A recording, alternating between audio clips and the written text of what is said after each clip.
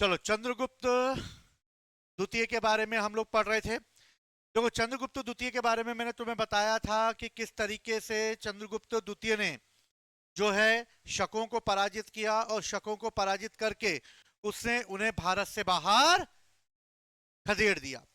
शकों को पराजित करने के कारण चंद्रगुप्त विक्रमादित्य को क्या कहा जाता है? शक विजेता कहा जाता है। क्या कहा जाता है? शक विजेता। और उसे शकारी के नाम से भी जाना जाता है। उसके दरबार में एक चीनी यात्री आया था, फायान, जिसके बारे में हमने पिछली क्लास में पढ़ा था। वो मध्य देश के बारे में बताता है।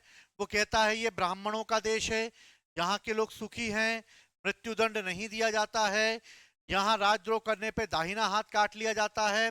इसके अलावा मध्य देश के लोग अहिंसावादी हैं, मांस मदिरा प्याज का सेवन नहीं करते हैं। और एक जाति के बारे में बताता है, और वो जाति कौन सी है? चांडाल। यानी कि जब वो अपने मध्य देश की यात्रा कर रहा था तो उससे एक जाति को देखा जो जाति समाज से बहिष्कृत थी, और जब ये जाति शहर के अंदर प्रवेश करती थी तो लाठी बजाते हुए चलती थी, जिससे लोगों को पता चल जाए चांडाल आ रहा है। ठीक। दूसरा, मध्य देश के लोगों के क्रय विक्रय के लिए जिसका प्रयोग किया जाता था तो वो है कोड़ियों का प्रयोग। क्लियर है? अब देखो, बात की जाए तो चंद्रगुप्त विक्रमादित्य ने कई धातु के सिक्के चलाए। उसे सोने के भी, चांदी यानी रजत के भी, तांबे के भी सिक्के चलाए। उसका सोने का सिक्का कहलाता था दिनार। सोने का सिक्का क्या कहलाता था? दिनार। और चांदी के सिक्के को कहा जाता था रूपक। क्या कहा जाता था चांदी के सिक्के को? रूपक। चांदी का सिक्का चलाने वाला पहला शासक जो है गुप्तों का, वो है चंद्रगुप्त विक्रमादित्य। दूसरी इंपॉर्टेंट बात, पश्चिम भारत में शकों को हमेशा के लिए उसने पराजित कर दिया। इसलिए शकों को पराजित करने के कारण वो क्या कहलाया? शक विजेता कहलाया। इसी की हमें जानकारी एक और दिल्ली के मेहरौली नामक स्थान से मिलती है। और मैंने पिछली क्लास में तुम्हें बताया था कि दिल्ली के मेहरौली में एक आयरन पिलर मिला है, और ये आयरन पिलर जो है वो एक लोहे स्तंभ है। वर्तमान में ये कहां पर स्थित है? कुतुब मीनार के पास स्थित है। और इस पर एक शासक का नाम खुदा हुआ है, और उस शासक का नाम है चंद। आगे चलकर ये चंद नामक शासक कोई और नहीं बल्कि चंद्रगुप्त विक्रमादित्य ही है। और इसी मेहरौली पिलर को कहा जाता है विष्णु ध्वज। क्या कहा जाता है? विष्णु ध्वज। क्लियर है? तो चंद्रगुप्त विक्रमादित्य ने आयरन पिलर कहां पे लगवाया? तो इसने मेहरौली में लगवाया। क्लियर है? चंद्रगुप्त विक्रमादित्य के बाद अगर हम बात करें तो अगला शासक कौन था? तो अगला शासक जो है वो है चंद्रगुप्त विक्रमादित्य के बाद कुमारगुप्त प्रथम। कौन है? कुमारगुप्त प्रथम। कुमारगुप्त प्रथम को महेंद्रादित्य के नाम से भी जाना जाता है। कुमारगुप्त की जो सबसे मेन इंपॉर्टेंट चीज है वो ये कि उसने गुप्त शासकों में सबसे ज्यादा अभिलेखों का निर्माण करवाया। यानी गुप्त शासकों ने अपने राज्य की सूचना देने के लिए अलग अलग जगह पे अभिलेख बनवाए, यानी इंस्क्रिप्शन बनवाए। और इन अभिलेखों पर उन्होंने अपने राज्य की जो भी सूचनाएं थी उन सूचनाओं को एक पत्थर की शिला पर लिखवाया। और इस तरह कुमारगुप्त के गुप्त काल में सबसे ज्यादा अभिलेख मिले हैं, जिनकी संख्या है 14।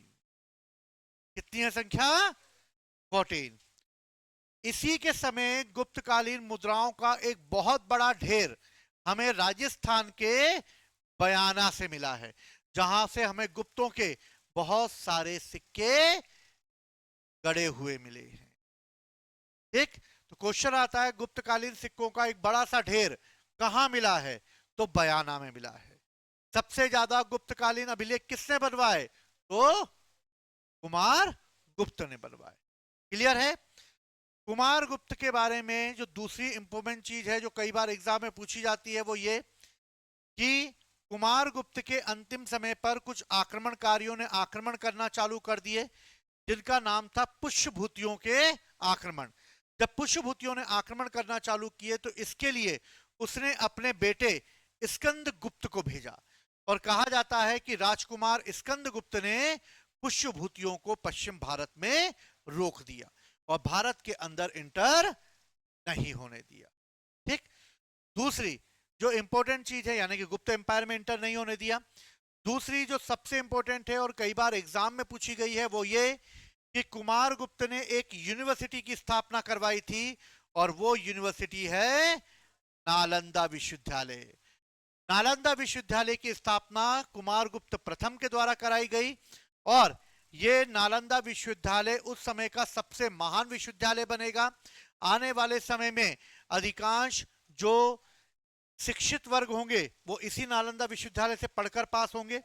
लेकिन मिडिवल एज में, यानी कि स्टार्टिंग में, जब बख्तियार खिलजी बंगाल और बिहार को जीतने के लिए आगे बढ़ेगा, तो रास्ते में वो इस नालंदा यूनिवर्सिटी को देखेगा, और इसकी संपन्नता को देखते हुए उसे गलतफहमी हो जाएगी कि शायद ये कोई एक सैनिक छावनी है, और वो नालंदा पर आक्रमण कर देगा। जब वो नालंदा पर आक्रमण करेगा और नालंदा को उसके सैनिकों के द्वारा जलाकर नष्ट कर दिया जाएगा, जब उसके द्वारा सैनिकों को ये एहसास होगा कि ये कोई सैनिक छावनी नहीं बल्कि एक यूनिवर्सिटी थी, तब तक नालंदा विश्वविद्यालय नष्ट हो चुका होगा, और इस तरह नालंदा विश्वविद्यालय का अंत बख्तियार खिलजी के द्वारा कर दिया जाएगा। समझ में आई बात? तो नालंदा विश्वविद्यालय की स्थापना किसने की? कुमार गुप्त प्रथम ने। और नालंदा विश्वविद्यालय को नष्ट कौन करेगा? बख्तियार खिलजी करेगा।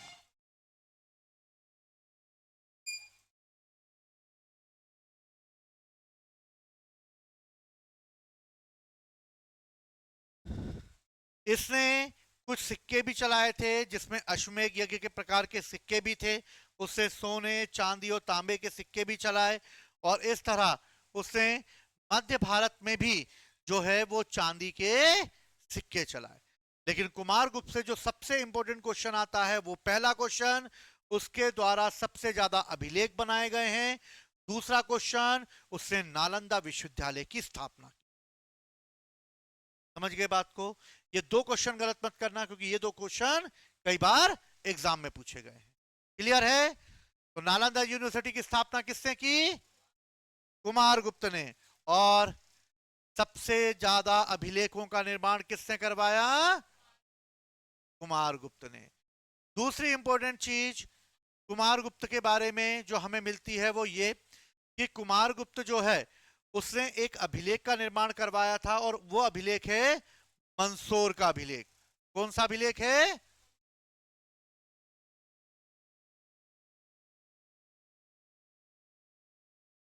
मंदसौर अभिलेख। मंदसौर का प्राचीन नाम है दशपुर। क्या नाम है? दशपुर।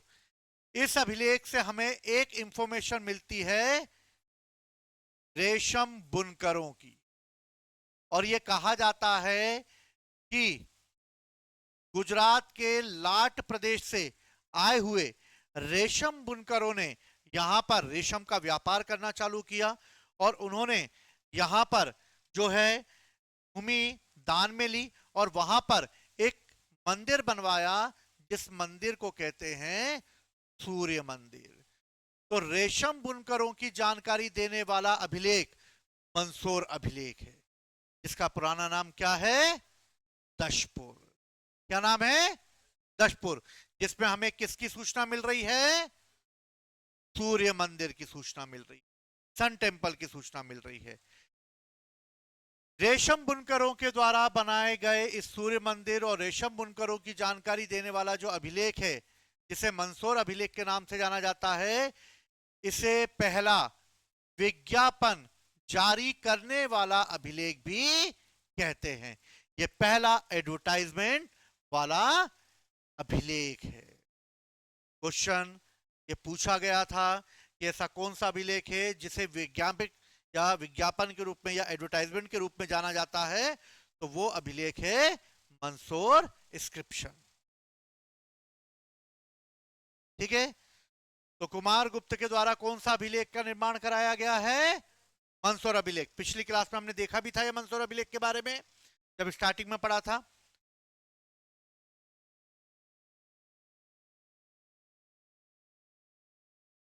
स्कंदगुप्त, स्कंदगुप्त की अगर बात की जाए तो इसे क्रमादित्य या शकादित्य के नाम से भी जाना जाता है।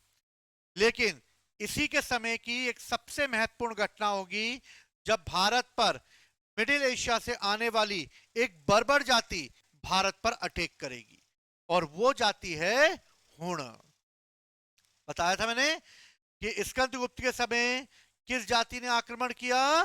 हुण जाति ने आक्रमण किया, और स्कंदगुप्त ने इस जाति का डटकर मुकाबला किया और इसे भारत में आने से रोक दिया। तो स्कंदगुप्त के समय एक जनजाति ने भारत पर आक्रमण किया था, उस जनजाति का नाम क्या है? हुण जाति। क्या है? हुण जाति। बर्बर जाति एक हुण जाति यानी खाना बदोश जनजाति जो मिडिल एशिया से आई हुई थी। इसका पहला आक्रमणकारी जिसने आक्रमण किया था उसका नाम था खुशनवाज। किसने आक्रमण किया था? हुणों के नेता खुशनवाज ने। लेकिन भारत के अंदर वो इंटर नहीं कर पाया, और भारत के पश्चिमी क्षेत्र पर यानी कि हुणों ने भारत के वेस्टर्न वाले एरिया पर धीरे धीरे से कब्जा जमाना चालू कर दिया। उन्होंने भारत पर लगातार आक्रमण किए, लेकिन खुशनवाज को स्कंदगुप्त ने पराजित कर दिया। दूसरा आक्रमण तोरमाण के द्वारा किया गया। तोरमाण किस जाति का नेता है? हुण जाति का। तोरमाण के बाद जो है उसके पुत्र मिहिरकुल ने आक्रमण किया, और मिहिरकुल का आक्रमण एक खतरनाक आक्रमण रहा भारत पर, जिससे हुणों की सत्ता भारत में इस्टेब्लिश्ड हो गई, और इस तरह हुण भारत के पंजाब वाले क्षेत्र में आकर बस गए। क्लियर है? एक क्वेश्चन आता है कि हुण अटैक की जानकारी हमें उसके किस अभिलेख से मिलती है? तो स्कंदगुप्त के समय जब आक्रमण किया गया तो हुणों ने लगातार भारत पर आक्रमण किए। स्कंदगुप्त ने खुशनवाज को रोका भी, लेकिन जूनागढ़ अभिलेख जो है, इस अभिलेख से हमें यह जानकारी मिलती है, जो कि गुजरात में है, कि हुणों ने भारत पर लगातार आक्रमण की। बात समझ में आई? आई बात समझ में? हुणों की जानकारी हमें स्कंदगुप्त के किस इंस्क्रिप्शन से मिलती है? जूनागढ़ अभिलेख से मिलती है, जिसमें हमें वो ये बताता है कि हुणों का भारत पर लगातार अटैक हुए, और हुणों का नेता कौन था? खुशनवाज। आगे चलकर हुणों का नेता कौन होगा? तोरमान। और उसके बाद आगे नेता कौन होगा? मिहिरकुल। भारत में हुणों की सत्ता को स्थापित करने वाला शासक कौन था? मिहिरकुल। मिहिरकुल को आगे चलकर गुप्तों के शासक नरसिंहगुप्त बालादित्य के द्वारा पराजित कर दिया जाएगा, और नरसिंहगुप्त बालादित्य उसे पकड़कर गिरफ्तार कर लेगा, लेकिन मां के कहने पर वो मिहिरकुल को रिहा कर देगा। बाद में मिहिरकुल कश्मीर चला जाएगा और भगवान शिव का भक्त बन जाएगा, और इस तरह शिव धर्म को अपना लेगा मिहिरकुल। लेकिन ये बौद्ध और जैन धर्म के लोगों को सताएगा। क्लियर है? समझ में आई बात? तो मिहिरकुल जो है उससे भारत में जो है सत्ता स्थापित की हुणों की। जूनागढ़ अभिलेख, भीतरी स्तंभ अभिलेख जो गाजीपुर यूपी में है, और सूपिया लेख जो कि रीवा मध्य प्रदेश में स्थित है, ये तीनों अभिलेख स्कंदगुप्त के द्वारा बनाए गए हैं। सूपिया रीवा में है, भीतरी गाजीपुर में है, और जूनागढ़ गुजरात में है। क्लियर है? किसके अभिलेख हैं? तो गुप्तों के जो अभिलेख जिसने बनवाए हैं, ये याद रखना तुम लोग। क्लियर है? चलो,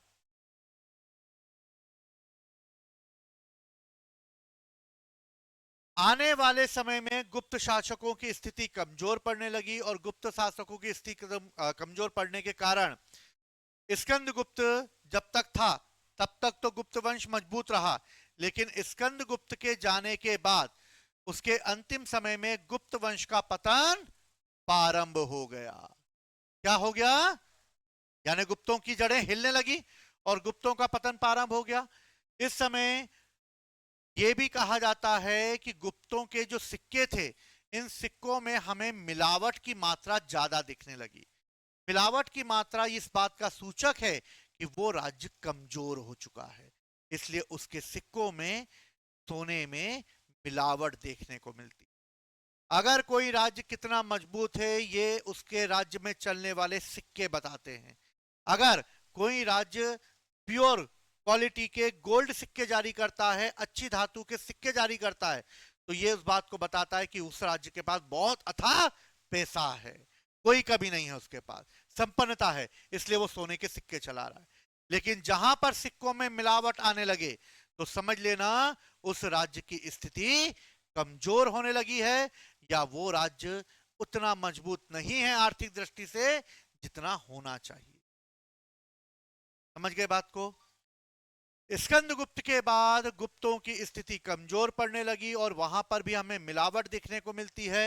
इस तरह गुप्तों का पतन प्रारंभ हो गया और धीरे धीरे उनके सिक्कों में खोट चालू हो गई। आगे चलकर गुप्त शासक और कमजोर हुए, जिसमें पुरुगुप्त, बुधगुप्त और नरसिंह गुप्त बालादित्य हुआ। गुप्तों का अंतिम महान शासक नरसिंह गुप्त बालादित्य था, और मैंने थोड़ी देर पहले बताया था कि उससे मिहिर कुल को पकड़कर जेल में डाल दिया था। इस वंश का अगला शासक होगा भानुगुप्त, और भानुगुप्त की मैंने एक इंफॉर्मेशन दी थी तुम लोगों को। सती प्रथा का उल्लेख भानुगुप्त के एक अभिलेख में मिलता है, और वह अभिलेख कौन सा है? एरण अभिलेख। कौन सा है? और एरण अभिलेख में हमें यह जानकारी मिलती है कि इस समय उन्होंने भारत पर आक्रमण किया। आक्रमण करते समय उसका सेनापति गोपराज मारा गया, और गोपराज के मरने के बाद उसकी पत्नी उसकी चिता पर सती हो गई। और इस तरह हमें लिखित रूप में सती प्रथा का वर्णन करने वाला जो अभिलेख है वो है एरण अभिलेख। क्लियर है? थोड़ा थोड़ा लिखते हुए भी चला करो, ताकि तुम्हें कुछ चीजें याद भी होती रहे। ठीक है ना? हाथ पैर चलते रहने चाहिए, वरना बुढ़ापा आ जाएगा। तो काजल की बहन, सही है? ठीक है, तो इंपॉर्टेंट फैक्ट अपनी कॉपी में लिखते हुए चलो, जिससे तुम चीजों को याद भी कर पाओगे। लिखोगे तो चीजें याद भी होंगी आसानी से। ठीक है? ठीक है काजल की बहन? नरसिंह गुप्त ने हुण शासक मिहिर कुल को पराजित किया था, मैंने थोड़ी देर पहले तुम्हें बताया ही था। और इस तरह भानुगुप्त के समय हमें एक एरण अभिलेख मिलता है। वो एरण अभिलेख कब का है? तो 510 एडी का है। याद रखना कब का है? 510 एडी का है, जिसमें हमें किसके बारे में इंफॉर्मेशन मिल रही है? सती प्रथा के बारे में मिल रही है। और इस तरह सती प्रथा का उल्लेख करने वाला पहला अभिलेखीय साक्ष्य है हमारे पास, एविडेंस है। ठीक? इस वंश का अंतिम शासक है विष्णु गुप्त। कौन है इस वंश का अंतिम शासक? और इसके बाद यह वंश समाप्त हो।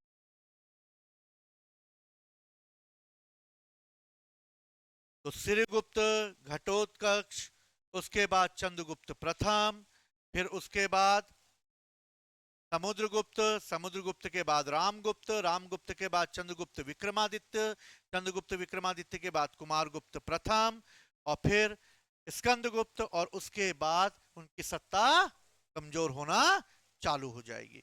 गुरुगुप्त आएगा, बुधगुप्त आएगा, नरसिंहगुप्त बालादित्य आएगा, कुमारगुप्त द्वितीय भी आएगा, भानुगुप्त आएगा, और अंतिम शासक आएगा विष्णुगुप्त। क्लियर है सबको?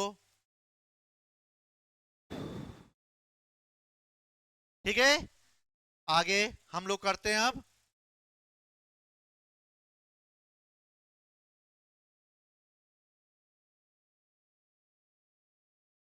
गुप्तों के प्रशासन की अगर हम बात करें तो गुप्त काल का प्रशासन कैसा था?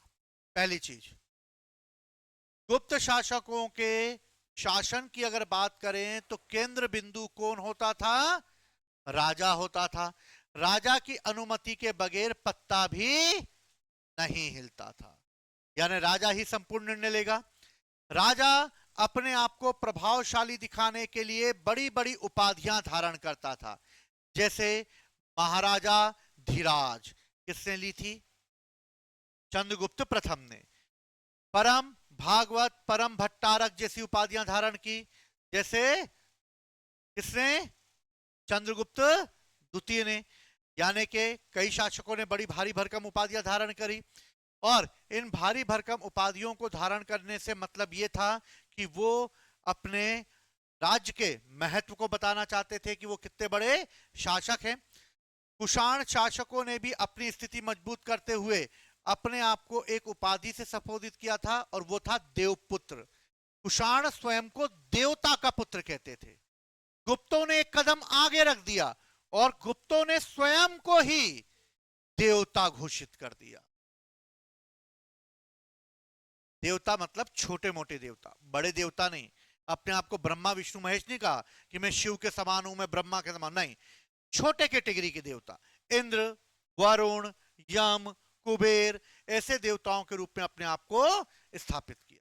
ठीक है, जैसे एग्जाम्पल के तौर पर चंद्रगुप्त द्वितीय ने अपनी तुलना इंद्र वरुण से की। किससे तुलना की अपनी? मैं इंद्र के समान हूं, मैं वरुण के समान हूं। तो समुद्रगुप्त भी पीछे कहां रहने वाला था? मैं भी यम के समान हूं, मैं भी कुबेर के समान हूं। दुखी हो जाऊं तो मैं किसके समान हूं? और अगर मैं खुश हो जाऊं तो मैं किसके समान हूं? कुबेर के समान हूं। समझ गए बात को? तो इस तरह इन्होंने भी अपने आप को देवताओं के समकक्ष लाके खड़ा कर दिया। गोल्डन पीरियड है ये हमारे एंशियंट हिस्ट्री का, एक स्वर्णिम युग के रूप में जाना जाता है। लेकिन आगे चलते चलते इसी में हमें डिसेंट्रलाइजेशन यानी विकेंद्रीकरण देखने को मिलने लगा। आगे चलकर जो गुप्त शासक कमजोर होने लगे, केंद्रीय सत्ता यानी सेंट्रलाइज सिस्टम टूटने लगा और डिसेंट्रलाइजेशन दिखाई देने लगा। समझ गए? राजा के कमजोर होने पर कई राज्य या कई मंत्री अपने आप को इंडिपेंडेंट घोषित कर लेते थे। राजा की सहायता करने के लिए एक प्रकार की काउंसिल होती थी, यानी कि मंत्री परिषद होती थी। मंत्री परिषद में मंत्री हुआ करते थे और मंत्रियों को अमात्य कहा जाता था। क्या कहा जाता था मंत्रियों को? अमात्य। बाहुबली मूवी देखिए, उस बाहुबली मूवी में जब, क्या नाम था हीरोइन का? अरे हीरोइन थी ना, उसको क्या बाहुबली में क्या था? हाँ, नहीं नहीं, अनुष्का शेट्टी का नाम क्या था? देवसेना। तो देवसेना के सामने जब भारी भरकम सोने जवाहरात लेकर आता है महिष्मती का एक मंत्री और कहता है कि जितने तुमने हीरे जवाहरात देखे नहीं होंगे इतने साल भर पहन सकती हो तुम, तो वो चिल्लाकर बोलती है अमात्य, कि अगर तुम्हारे राजा में इतना ही बल है तो वो मेरी तलवार से विवाह कर ले। तो वो किस शब्द का प्रयोग कर रही है? अमात्य। अमात्य क्यों? क्योंकि मंत्रियों को क्या कहा जाता था? अमात्य। तो वो अमात्य शब्द का प्रयोग करती है। ठीक है, अमात्य आने के मंत्री। मंत्रियों का पद सामान्यतः जो है वंशानुगत होता था, यानी परिवार के लोगों से ही चुने हुए लोग, उनके आने वाले लोग भी चुने जाते थे। एक ही मंत्री को कई प्रकार के विभाग दे दिए जाते थे, यानी एक मंत्री जो था उसे कई पद पर अपॉइंट कर दिया जाता था। एग्जाम्पल के तौर पर कालिदास को भी कई पद दिए गए, हरिशेन को भी कई पद दिए गए। ठीक, जैसे हमारे यहाँ प्रधानमंत्री और मुख्यमंत्री, जो पद कोई के पास थी वो सारे पद उनके पास होते। ठीक है, जो पद किसी को नहीं दिए जाते। मंत्रियों को वेतन नगद रूप में दिया जाता था। किस रूप में दिया जाता था? नगद में। एवं भूराजस्व के रूप में, यानी कि लैंड रेवेन्यू के रूप में भी दे दिया जाना प्रारंभ हो चुका था। तो अब देखा जाए तो मंत्रियों को नगद में भी वेतन दिया जाएगा और लैंड के रूप में भी दिया जाएगा, भूमि के रूप में भी दिया जाएगा। क्लियर है, यानी लैंड रेवेन्यू के रूप में भी दिया जाएगा। गुप्त काल के मंत्रियों की अगर हम बात करें तो पहला मंत्री है महादंड नायक। नाम में ही दंड लगा हुआ है, तो युद्ध करेगा, न्याय देगा, युद्ध और न्याय का मंत्री होगा ये महादंड नायक। महासंधि विग्रहक, संधि लगी हुई है यानी टीटी साइन करवाएगा ये, यानी किसी राज्य के साथ शांति व्यवस्था करवाएगा, उस राज्य की विदेश नीति को संभालेगा सुरक्षा की दृष्टि से। क्लियर है, संधि लगा हुआ है टीटी साइन करवाएगा, वही करवाता है फॉरेन मिनिस्टर। द्रवाधिकरण, ये एक प्रकार का लैंड रेवेन्यू कलेक्ट करने वाला डिपार्टमेंट होगा, द्रवाधिकरण। अग्रहारिक, अग्रहारिक का मतलब होता है दान। अग्रहार यानी के भूमि, यानी के ब्राह्मणों को दान में दी गई भूमि, उसी से मिलकर बना है अग्रहारिक। तो अग्रहारिक का मतलब है दान में दिया गया भूमि या कोई भी भाग जो दान विभाग के तहत देखा जाएगा। महाछपटलिक, ये एक अकाउंटेंट होगा, लिपिक होगा, किसी का भी पेन छपट लेगा वो, छपटलिक किसी का भी पेन छपट के लिख लेगा वो, तो अकाउंटेंट होगा। महाबलाधिकृत, जिसके पास बल है वो ही सेना का नेतृत्व करेगा, तो महाबलाधिकृत सेना का कमांडर होगा। दंडपाशिक, दंडपाशिक वो होगा जो कि पुलिस डिपार्टमेंट में होगा, दंड देगा। और विनय स्थिति स्थापक यानी कि वो जो कि विनय लगा हुआ है, यानी एकदम सिंपल है, धर्म से रिलेटेड है। क्लियर है, तो एक बार हम रिवाइज करते हैं। सबसे पहले फटाफट बताओ मुझे, महादंड नायक, युद्ध और सेना का, महासंधि विग्रहक, द्रवाधिकरण, महाछपटलेख लिपिक, अग्रहारिक दान देने वाला, अग्रहार यानी दान, महाबलाधिकृत सेना का कमांडर, दंडपाशिक विनय स्थिति स्थापक, ऐसा लग रहा है कि मैं कोई रिहर्सल कर रहा हूं, विनय स्थिति स्थापक यानी धर्म से रिलेटेड।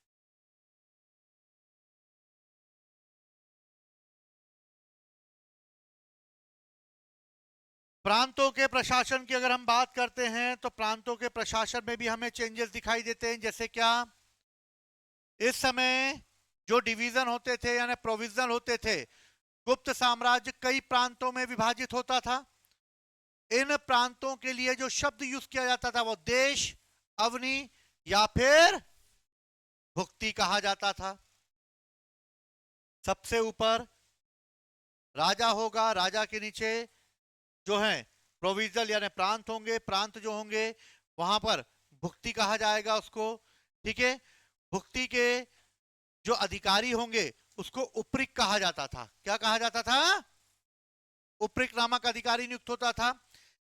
सीमांत यानी के फ्रंटियर यानी के सीमांत यानी के राज्य की सीमा पर लगे हुए भी राज्य होते थे, वहां के प्रमुख को गोप्ता कहते थे। क्या कहते थे? गोप्ता। सीमा पर जो प्रांत है उनके प्रमुख को गोप्ता, जो अंदर प्रांत है उनको कहा जाता था उपरिक, और उसको कहते थे देशा, भुक्ति या फिर अवनी। क्लियर है? तो सबसे ऊपर केंद्र होगा, केंद्र में कौन होगा?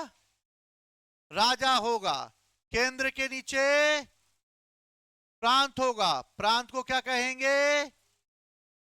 देश, अवनी और भुक्ति। प्रमुख कौन होगा?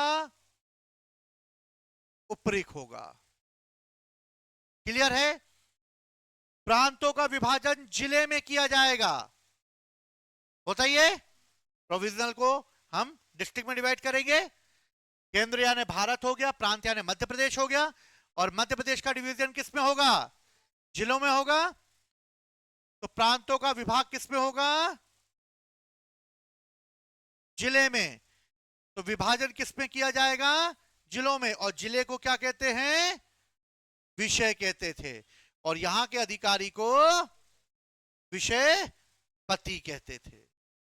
तो जिला होगा, जिले को विषय कहा जाएगा, और विषय का प्रमुख विषय पति होगा। कोई दिक्कत? सिंपल है, विषय पति होगा। इसकी भी सहायता करने के लिए एक मंत्री परिषद होगी, ठीक है। और ये एक प्रकार से उस नगर के कई कार्यों को देखेंगे, जैसे नगर का श्रेष्ठी होगा, ये नगर की श्रेणियों का प्रधान होगा। श्रेणी मतलब व्यापार करने वाले ग्रुप, इनको श्रेणी कहा जाता था।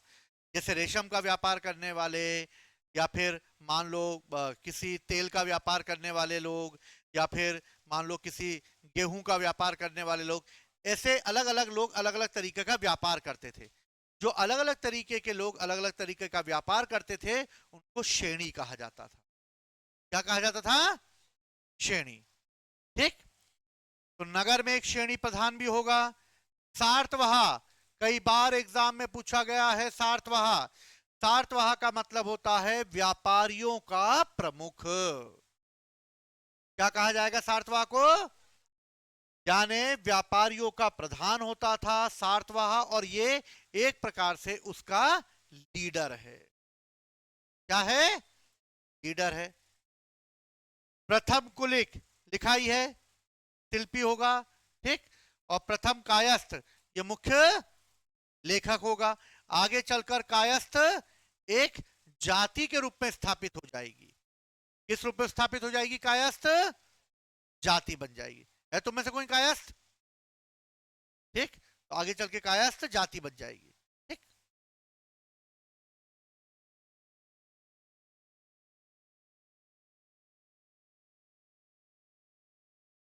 केंद्र विषय के बाद एक और प्रशासन होता था जिसको कहते थे नगरों का प्रशासन। कैसा प्रशासन? इस समय नगरों का प्रशासन चलाने के लिए म्युनिसिपल कॉर्पोरेशन होते थे, नगर पालिकाएं होती थी। नगर के प्रधान को पुरपाल कहा जाता था। सीमा के प्रधान को गोप्ता कहा जाता था। नगर के प्रधान को पुरपाल कहा जाता था। विषय के प्रमुख को विषयपति कहा जाता था। प्रांत के प्रमुख को उपरिक कहा जाता था। समझ गए बात को? लोगों से आगे बढ़ना है तो थोड़ा सा ज्यादा पढ़ना पड़ेगा। समझ गए बात को? तभी क्वेश्चनों की क्राइटेरिया बढ़ेगा तुम्हारा, यानी क्वेश्चन ज्यादा से ज्यादा पकड़ में आएंगे। वरना क्या होगा? कम पढ़ोगे, थोड़े से में नहीं पढ़ जाओगे। समझ गए? जैसे मान लो कुमारगुप्त, लोग पढ़ाएंगे नालंदा विश्वविद्यालय की स्थापना की, खत्म, अगला। समझ गए? अब नालंदा विश्वविद्यालय की स्थापना कुमारगुप्त ने करी, सबको पता है, बच्चा बच्चा करके आ जाएगा वो। ठीक है, चलो। लोकल एडमिनिस्ट्रेशन की बात करते हैं तो जिले होते थे। जिले तहसीलों में बटी होती हैं, पता ही है हम लोगों को, तहसील में बटी होती हैं। तहसील को विधि कहते थे। क्या कहते थे? विधि कहते थे। तहसील पेठ में बटे होते थे। किसमें बटे होते थे? पेठ, है ना। जो ग्राम की बड़ी बड़ी इकाइयां भी होती थी, पेठ। पेठ गांव में विभाजित होते थे, यानी पेठ के नीचे गांव होता था। तो भैया सबसे ऊपर हमें क्या मिलेगा? सेंटर मिलेगा। सेंटर के बाद क्या मिलेगा? देश अवनिया भुक्ति मिलेगा। देश के बाद क्या मिलेगा? विषय मिलेगा। विषय यानी जिला। जिले के बाद क्या मिलेगा? ठीक है, विधि मिलेगा। विधि के बाद गांव, विधि के बाद गांव का क्या मिलेगा? पेट। और पेट के बाद क्या मिलेगा? ग्राम मिलेगा। ये एक स्ट्रक्चर होता था ऊपर से नीचे तक का। केंद्र, देश, भुक्ति, विषय, विधि और पेट। गांव का प्रशासन चलाने के लिए सबसे छोटी इकाई होती थी, क्योंकि गांव ही भारत के अंदर बसा हुआ है। इसलिए गांव सबसे निचले स्तर पर होता था। गांव के अधिकारी को ग्रामिक कहते थे। क्या कहते थे? ग्रामिक कहते थे, जो गांव का प्रशासन चलाया करता था। इस समय गांव के जितने भी कार्य होते थे वो ग्रामिक के द्वारा ही देखे जाते थे।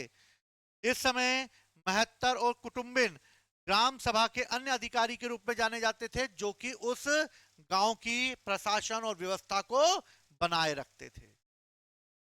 आज भी ग्रामिक होता है, जिसको आज हम लोग सरपंच के देते हैं। क्लियर है? पर अब चुन के आता है, उस समय चुनकर नहीं आते थे। ठीक, गांव के लोग ही अपने में से किसी को ग्रामीण, लेकिन चुनने का भी सिस्टम नहीं है। चुनने का सिस्टम बाद में आएगा। क्लियर है? गुप्त काल की अगर बात की जाए तो गुप्त काल में न्याय व्यवस्था भी महत्वपूर्ण थी, और गुप्त काल में ही पहली बार यानी प्रथम बार दीवानी और फौजदारी कानून तैयार किए गए। दीवानी यानी कि सिविल, फौजदारी यानी क्रिमिनल। न्याय मिलता था, राजा चाहे जैसा न्याय दे सकता था, लेकिन गुप्त काल में आकर पहली बार लिखित रूप में न्याय लिखा गया।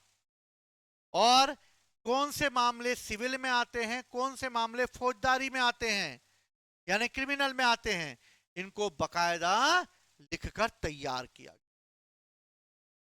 समझ गए बात को?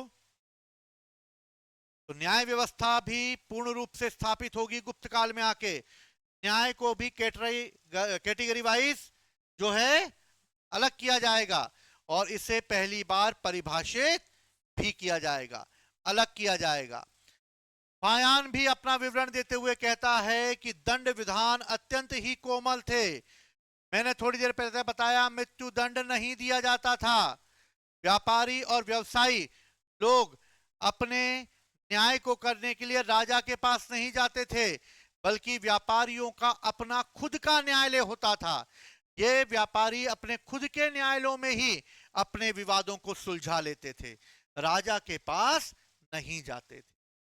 तो व्यापारियों का प्रमुख, जिसे सार्थवा कहा जाता था, वही इसके विवादों को निपटा देता था।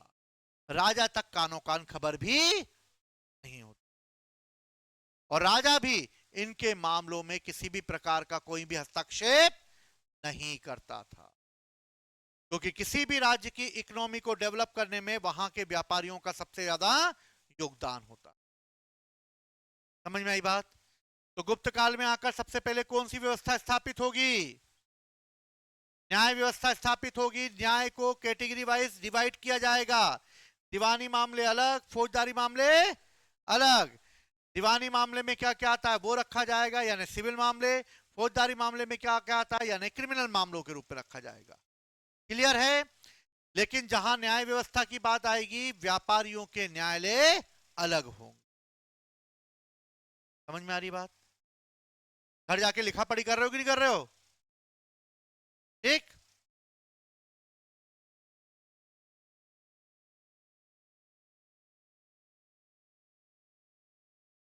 गुप्त काल के समाज की अगर हम बात करें तो समाज कैसा था? कैसा था? अच्छा था कि बुरा था? जो काजल की बहन,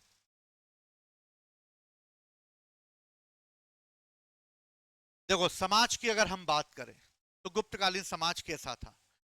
गुप्तकालीन समाज की अगर बात की जाए तो गुप्तकालीन समाज 4 वर्णों में ही विभाजित था। कितने वर्णों में विभाजित था? 4 वर्ण कौन से? ब्राह्मण, क्षत्रिय, वैश्य और शूद्र। जीवन में सुनते आ रहे हैं हम लोग 4 वर्ण। न्याय और दंड भी इन्हीं वर्णों के आधार पर डिसाइड किया गया था। जिस वर्ण को क्या दंड दिया जाना चाहिए और किस अपराध के लिए, यह भी वर्णों के हिसाब से अलग अलग था। जैसे नारद स्मृति में कहा गया है, चोरी करने पर ब्राह्मण का अपराध सबसे अधिक और शूद्र का अपराध सबसे कम माना जाएगा। क्यों? क्योंकि चोरी करना शूद्रों की आदत है, ब्राह्मणों से ऐसी उम्मीद नहीं की जा सकती। इसलिए ब्राह्मण अगर चोरी करता है तो उसे सबसे अधिक दंड मिलना चाहिए, शूद्रों को उसके मुकाबले कम दंड मिलना, क्योंकि ब्राह्मण का वर्ण व्यवस्था में स्थान सर्वोच्च बताया गया है। क्लियर है? ये कौन सी स्मृति बताती है? नारद स्मृति। लेकिन फिर भी परंपरागत वर्ण व्यवस्था सुचारू रूप से नहीं चल रही थी, समय समय पे वर्ण व्यवस्था में टकराहट हो रही थी, क्षत्रिय अपने आप को ब्राह्मणों से श्रेष्ठ बता रहे थे, वैश्य कर देने की वजह से क्षत्रियों और ब्राह्मणों पर अपने शोषणों का आरोप लगा रहे थे, शूद्र बेचारा दबा कुचला सा बैठा रहता था, उसे तीनों वर्णों ने दबाकर रखा हुआ था। लेकिन वैश्य अपनी इकोनॉमिकल स्थिति मजबूत कर रहे थे, क्षत्रिय युद्ध लड़कर अपने आप को राज्य के पद पर अपॉइंट कर चुके थे, और ब्राह्मण पूजा पाठ और अध्ययन और यज्ञ कराकर अभी भी वर्ण व्यवस्था में सर्वोच्च शिखर पर बैठे हुए थे। और इस तरह वर्ण व्यवस्था में एक दूसरे पर लोग अपने आप को श्रेष्ठ बताने की होड़ में लग गए। वैश्य बोला मैं श्रेष्ठ हूं, क्षत्रिय बोलता मैं, ब्राह्मण बोलता मैं, शूद्र से कोई पूछता ही नहीं था। ठीक है, तो वर्ण व्यवस्था में टकराहट आएगी। इस काल में चारों वर्णों के हमें अलग अलग समय पे शासकों की चर्चा मिलती है, यानी चारों वर्णों के लोगों ने समय समय पे शासन किया होगा अलग अलग एरिया में। साथ ही ब्राह्मण एवं क्षत्रिय भी अपना व्यवसाय बदलने लगे, क्योंकि ब्राह्मणों को भी समझ में आ गया यज्ञ ज्यादा समय तक चलने वाले नहीं है, यज्ञ छोड़ो व्यापार में लग लो, इकोनॉमिकल कंडीशन अच्छी हो जाएगी। कब तक यज्ञ करते रहेंगे, कब तक अध्ययन अध्यापन करते रहेंगे। दूसरे क्षत्रिय लोगों को भी लगने लगा व्यापार करना चालू कर दो। दूसरी तरफ कई बार ऐसा हुआ कि ब्राह्मणों ने हथियार उठा लिए और अपने वर्ण से हटकर वो खुद योद्धा बन गए, जिसका एग्जाम्पल हमें पुष्यमित्र शुंग के द्वारा अंतिम मौर्य शासक बृहदत्त की हत्या के रूप में देखने को मिलता है कि उज्जैन के एक ब्राह्मण जो सेनानी के पद पर अपॉइंट था, और वो था पुष्यमित्र शुंग, जिसने अपने ही राज्य के राजा की हत्या कर दी और खुद एक वंश की स्थापना की। वंश का नाम था शुंग वंश। ठीक, तो शुंग है, कण्व है, सातवाहन है, ये सब कैसे वंश है? ब्राह्मण वंश है। ठीक, गुप्त काल में वैश्यों के कार्य को भी आर्थिक नीतियों का संचालक माना जाता था, क्योंकि वैश्य सारे इकोनॉमिकल काम करते थे, परंतु उनकी स्थिति समाज में इस समय शूद्रों के इक्वल हो गई। क्यों इक्वल हो गई? क्योंकि उन्होंने यज्ञ करना बंद कर दिए। शूद्रों ने बोला व्यापार करो, यज्ञ में कुछ नहीं होने वाला, इसलिए वर्ण व्यवस्था में वैश्यों को शूद्रों के समकक्ष लाकर खड़ा कर दिया गया, क्योंकि उन्होंने यज्ञ करना बंद कर दिया। अब यज्ञ सिर्फ ब्राह्मण और क्षत्रिय करते थे, शूद्रों को पहले भी अधिकार नहीं था। वैश्यों को मिला हुआ था, लेकिन वैश्यों ने भी यज्ञ करना बंद कर दिया, इसलिए कास्टिज्म में, वर्ण सिस्टम में शूद्रों के समान आ गए। वैश्यों ने अध्ययन करना और यज्ञ करने पर जो है अपने आप को अलग कर लिया, इस कारण वो शूद्रों के समीप आ गए। शूद्रों की स्थिति में भी परिवर्तन हुआ, क्योंकि अधिक से अधिक एग्रीकल्चर लैंड बनने लगा, इसलिए शूद्रों को कृषि, शिल्प जैसे आदि कार्यों में कार्य करने पर उनकी स्थिति भी वैश्यों के लगभग समान हो। समझ में आई बात? तो ये पढ़ने से मतलब कॉन्सेप्ट वाले जो क्वेश्चन आएंगे उनको तुम सॉल्व कर पाओगे। समझ गए बात को कि वर्ण व्यवस्था में क्या परिवर्तन हो रहा है? क्लियर है?